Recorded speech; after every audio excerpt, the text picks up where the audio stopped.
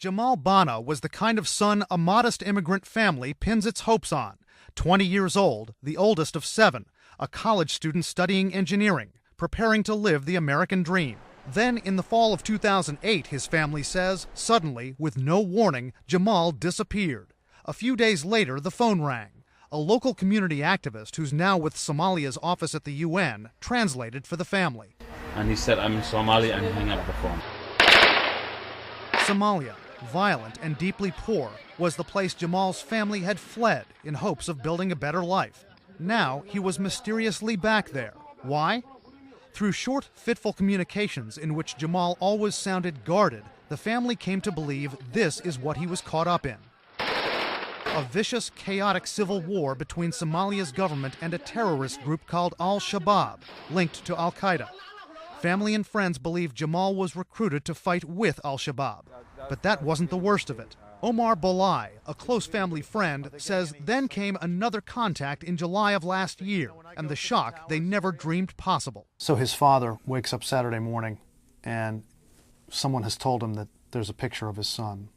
What happened? Yeah, to the internet, and he was really upset, and when he saw... Jamal Bana. That's Jamal Bana, yeah. Pictures posted on the internet show a man with a fatal bullet wound to the head, the same man being carried through the streets of Mogadishu. The parents believe this is Jamal. The circumstances of his death are unclear. His mother was barely able to talk about it. Somebody must have put something in his mind. He must have been somewhat disillusioned and indoctrinated, because he didn't have any clue about Somalia at all. Who convinced Jamal Bana to go to Somalia?